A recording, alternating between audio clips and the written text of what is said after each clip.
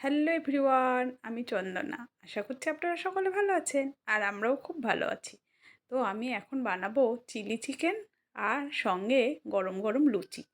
তো চিলি চিকেনের টুকরো করে নিলাম আর মশলা আদা জিরে রসুন লঙ্কা ধনের গুঁড়ো জিরের গুঁড়ো একসঙ্গে বেটে নিয়ে দিয়ে এবার একটা ডিম একটু কর্নফ্লাওয়ার দিয়ে ভালো করে মাখিয়ে একটু স্বাদ অনুযায়ী লবণ দিয়ে আর একবার মাখিয়ে নেব। তো হয়ে গেছে, কড়াইতে তেল দিয়েছি, একে একে পকোড়ার আকারে গড়ে নেব। আস্তে আস্তে সিমে দিয়ে ভাজতে হবে।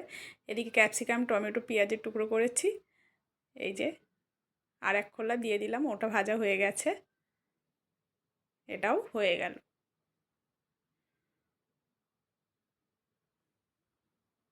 দুবারের চিকেনই ভাজা হয়ে গেল। এবার লাস্টে অবশিষ্ট যেটুকু আছে এটুকু ভেজে নেব। তা টোটালটাই কমপ্লিট হয়ে গেছে।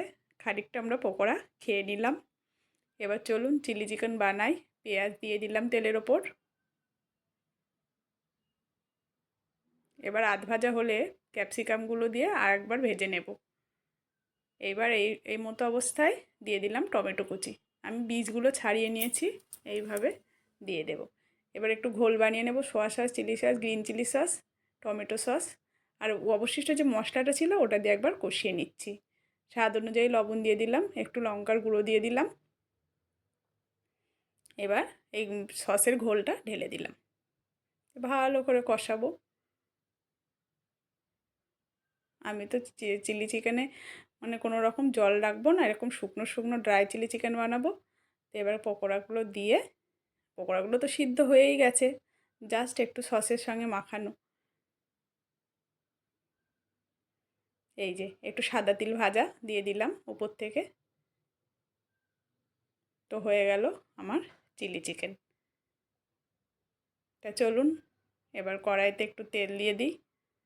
তেলটা গরম হলে লুচিগুলো দিয়ে দেব। একে একে লুচিগুলো ভেজে নিই। তো লুচিগুলো আমার ভাজা হয়ে গেছে, চলুন মেয়েকে এবার খেতে দিয়ে দিই।